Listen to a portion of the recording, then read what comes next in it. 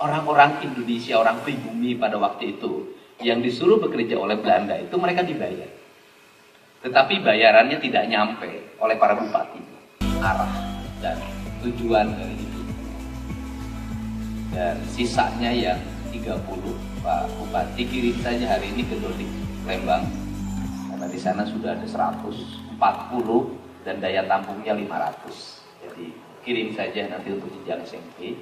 Untuk pada proses libur hari ini mereka tidak lagi menjadi bagian dari kerisauan orang tuanya. Karena seluruh proses yang terjadi hari ini adalah ada 3 variabel yang membuat anak-anak kita menjadi anak-anak hebat, anak-anak istimewa. Pertama adalah variabel di rumah. Yang kedua adalah variabel di lingkungan. Yang ketiga adalah variabel di sekolah. Bupati, Pak Sekda, Pak Camat, para kepala dinas, badan kantor. Variabel di rumah, apa sih yang terjadi di negeri ini? Yang terjadi di negeri ini adalah orang tua tidak punya ikatan emosi dengan anak-anak. Orang tua kehilangan ikatan emosi itu pertama karena pengaruh digital. Sejak kecil anak-anak sudah diberikan HP, yang penting dia anteng. Sehingga hubungan emosionalnya anak itu tidak dengan ibunya tapi dengan HP, dengan mesin. Artificial intelligence bisa berdampak positif, bisa berdampak negatif. Saya sampaikan, negara lain itu mengalami kemajuan hari ini, itu tahapannya banyak. Mereka masuk di era di mana kekuasaan mendominasi kehidupan masyarakatnya. Masyarakat masuk dalam dogma, dibodohkan oleh 2, yaitu tuan tanah dan kelompok-kelompok yang mengaku spiritual. Yang kedua, terjadinya proses revolusi, perlawanan. Setelah proses revolusi diawali dengan kebebasan orang untuk berekspresi. Mereka memahami filsafat, lahirlah revolusi industri. Dari lahir revolusi industri itu mereka menjadikan hidup adalah bagian dari proses menuju kemakmuran dengan proses industri. Maka mereka menjadi kaum kolonial. Tahapan manusianya dari manusia masa lampau dan masa depannya itu mengikuti tahapan. Jadi anak-anak itu ada tahapan. Orang Indonesia itu saya perhatikan, itu tidak lewat tahapan. Satu di era kerajaan, kemudian masuk ke era kolonialisme, dia digiring oleh pemerintah kolonial bekerja sama dengan para bupatinya untuk menanam kopi, menanam teh, dan orang yang tahunya adalah kamu nanam teh, kamu nanam kopi, kamu jual, saya beli. Maka mereka menjadi kaum petani yang digerakkan.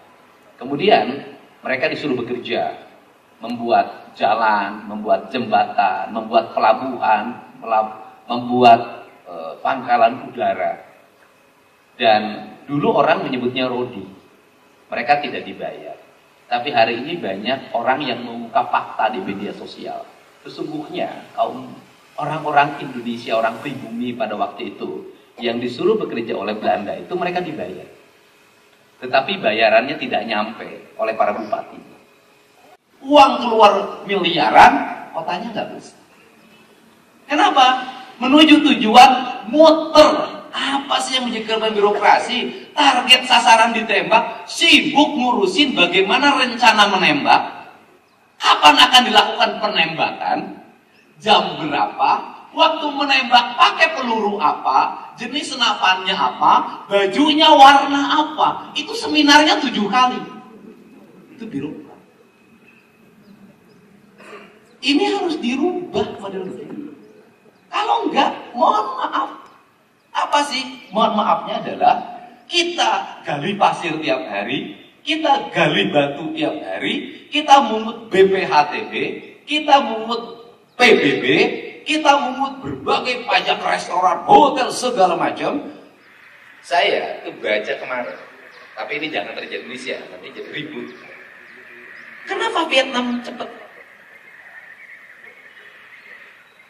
Satu, sistemnya dia sudah sentral komunis. Kemudian kedua, Vietnam itu sekarang itu mempensiunkan sekian puluh ribu pegawai. Karena Pak, uangnya kata dia harus membangun nih, jangan pakai gaji terus. Bayangin di negara lain. Di negara lain tunjangan itu bisa naik, bisa turun. Tergantung kemampuan keuangan. Apakah kita dengan model birokrat seperti ini akan cepat maju? Saya tidak terlalu percaya. Kalau apa? Kalau para kepala daerahnya nggak bisa melakukan terobosan. Nah, untuk itu, mari kita belajar nggak usah jauh-jauh. Kita masuk ke Danlanut deh. Taruhan saya. Apakah di Danlanut biaya pemeliharaannya cukup? Enggak, saya yakin. Tapi kenapa kantornya bersih? Rumputnya tertata. Orang pada posisinya, yang di pos jaga, iya di pos jaga tidak bergeser. Yang di sini, coba saya taruhkan kalau ke Malang ke kantor saya ini, ada nggak orang yang di pos? Bener nggak orang di pos jaga? Pasti sare atau ini di kantor Lanut bersih, di komplek-komplek militer saya lihat bersih. Kenapa? Orang digerakkan. Untuk itu Pak Bupati, nanti manajemen nggak usah saya termasuk ini, saya baru loh pimpin apel, saya nggak pernah pimpin. Nggak usah nih Pak Bupati ada apel. Kenapa? Sudah tiap minggu, tiap hari Senin jam apel diganti oleh siapa? Dari rumah bawa koas, dari rumah bawa ceretnya merek ini, gerakan melalui bidang-bidangnya. Pokoknya kasih hukuman. Kalau kantornya masih kotor, kalau halaman kantornya masih kotor, ganti. Bicara. Gak usah lagi ngandelin bagian umum. Setiap orang bertanggung jawab. Kenapa? Ini bobroknya mental kita sebagai birokrat. Kenapa? Kita tidak pernah menyayangi ruang kerja kita. Saya dari dulu, sejak saya wakil bupati sampai hari ini, saya selalu menyayangi ruang kerja saya. Saya selalu menyayangi rumah tempat tinggal saya selalu menyayangi lingkungan saya. Kenapa? Saya hidup dari meja ini. Maka meja ini harus baik. Gak peduli ada anggaran, ada gak ada. Bila perlu saya bawa meja dari rumah. Saya cari meja yang terbaik dari rumah untuk meja kerja saya. Kenapa? Dari meja kerja saya ini bisa beli meja di rumah. Dari meja kerja saya ini bisa beli kursi di rumah. Dari meja kerja saya ini bisa bangun rumah. Kita birokrat, kursi di rumahnya bagus, rumahnya bagus, tempat tidurnya bagus, tetapi meja kerjanya sangat buruk, ruangan kerjanya bocor. Kemudian ruangan kerjanya tidak dicat dengan alasan tidak ada biaya pemeliharaan. Padahal ada sebab, ada akibat. Tidak mungkin saya berakibat seperti ini kalau penyebabnya. Maka sayangilah yang menjadi penyebab kita. Kalau kita mendapat gaji sebagai ASN, sayangilah pekerjaan kita dengan sepenuh hati. Maka rezekinya bukan hanya pada tunjangan kinerja. Di luar itu Anda mengalir rezeki yang tiada. Dan saya buktikan. Makanya saya tidak berarti membanggakan diri. Tidak. Ketika saya pulang ke Lembur, apa yang saya lakukan? Saya tidak hitungan terhadap uang yang saya beli. Saya bangun jalan. Saya bongkar kandang ayam, jumlahnya 54 kandang ayam. Karena menimbulkan bau, lalat, orang tidak akan mau datang ke tempat saya, ke rumah saya. Kenapa? Tidak mau makan tempat saya? Lalatnya baik. Satu, biaya apa yang saya keluarkan? Saya mohon maaf. Satu kandang ayam itu saya kasih nilai 25 juta. Hanya dibongkar, sawahnya tapi pakai. Plus biaya mengembalikan habitatnya menjadi sawah itu 50. Kalau saya itu untuk apa? Mending pakai kawin dulu. Tapi saya tidak. Saya tidak akan mungkin ada Deddy Mulyadi yang menjadi seperti ini waktu itu anggota DPR RI. Kalau ibu saya tidak pernah tinggal di sini. Kalau saya tidak lahir di sini. Dan kenapa saya berani melakukan itu? Karena saya sudah berhenti jadi Bupati Purwakarta. Maka tidak akan ada komplain orang terhadap kewajiban saya sebagai Bupati Purwakarta. Hari ini saya sudah berhenti, maka saya mengabdi pada kampung di mana saya tempat dilahirkan. Saya tidak pernah berpikir apapun. Saya tidak pernah hitungan. Orang ngurus nyapu, saya urusin. Tiap pagi apa yang saya lakukan? Memungut sampah ke sungai. Ular tidak boleh dimatikan. Semua apa yang terjadi hari ini, ribuan orang dalam setiap minggu datang. Kenapa mereka datang? Karena mereka ingin menikmati sawah. Sawah apa? Sawah yang ditata dengan cinta. Sawah yang ditata dengan rasa. Jalan-jalan yang dibangun dengan cinta dan rasa orang yang mendiaminya. Tetapi apa yang dilakukan oleh anak-anak muda setempat ketika ramai orang sibuk bikin parkir? Bukan sibuk membersihkan, sibuk ingin dapat uang parkir. Apakah Anda kalau ngomong persoalan antara SK yang di BJB dan uang yang diterima tiap bulan seimbang dengan biaya hidup Anda? Tidak. Jauh. Tapi bisa anaknya di kedokteran, bisa bangun rumah, bisa cicil mobil, bisa nyandung sore. Kenapa? Keyakinan. Kenapa Anda pada diri Anda punya keyakinan? Kenapa pada lingkungan tempat kerja Anda tidak punya keyakinan? Jadi bangunlah keyakinan pada lingkungan. Terakhir, kenapa saya konsentrasi pada anak muda? Saya punya tesis, mohon maaf, bukan membuat klasifikasi manusia, tidak. Mohon maaf, anak-anak yang bandel hari ini adalah ekonominya menengah ke bawah. Sudahlah, dari sekian ratus anak yang saya urus, semua menengah ke bawah. Anak orang kaya hari ini, anak pejabat, balager, anak pengusaha, balager. Bayangin, apa ancaman masa depan? Ancaman masa depannya adalah anak bupati bagel, ke depan berpotensi jadi bupati lagi. Mohon maaf, karena politik seperti itu.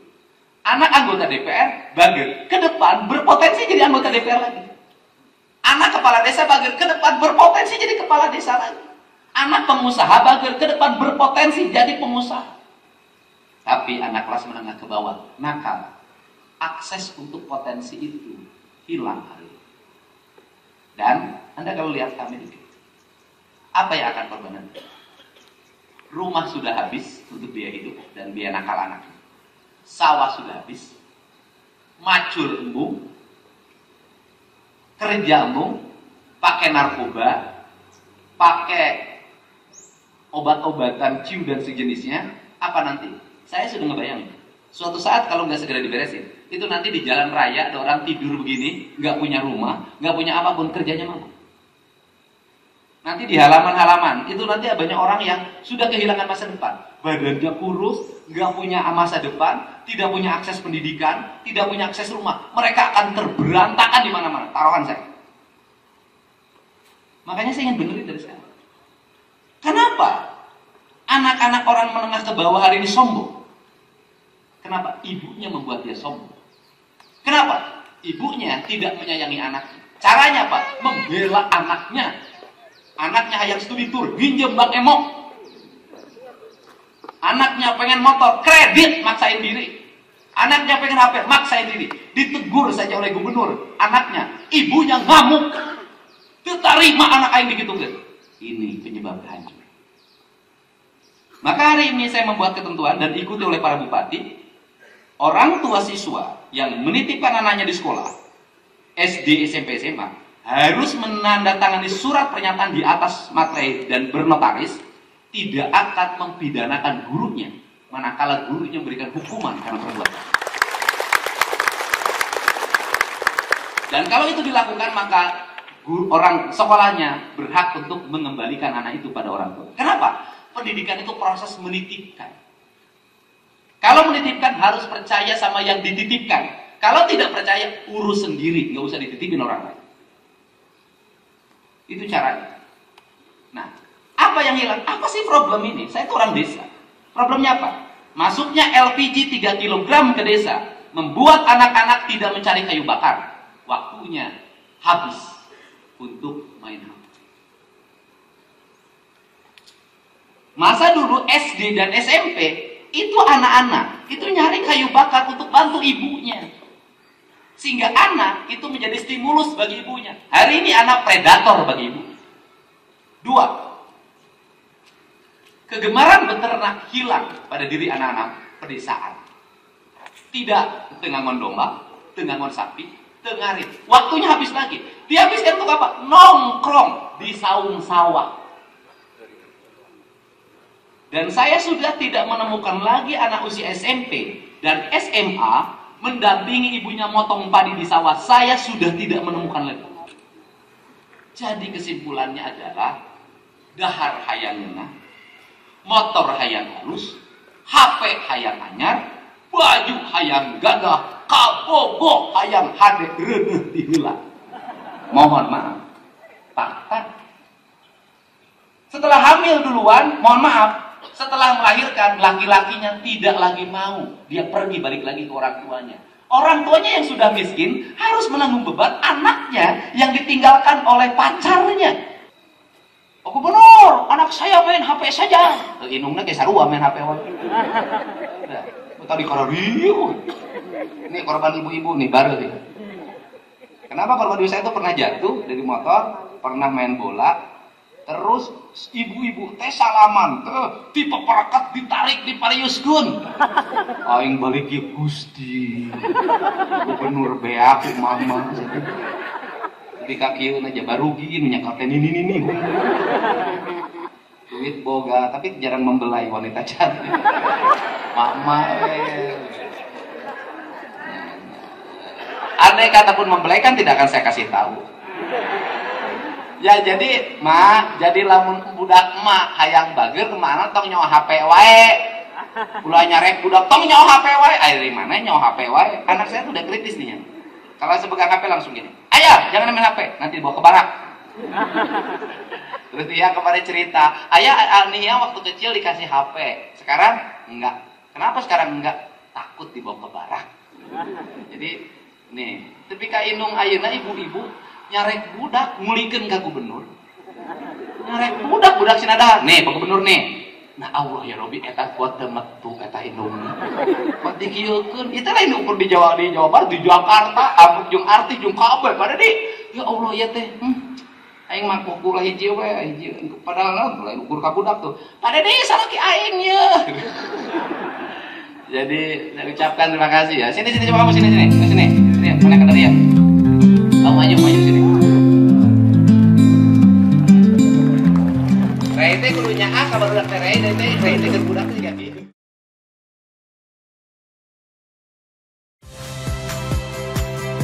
Saya Magister Tarigan. Saksikan program-program Kompas TV melalui siaran digital, pay TV, dan media streaming lainnya. Kompas TV, independen, terpercaya.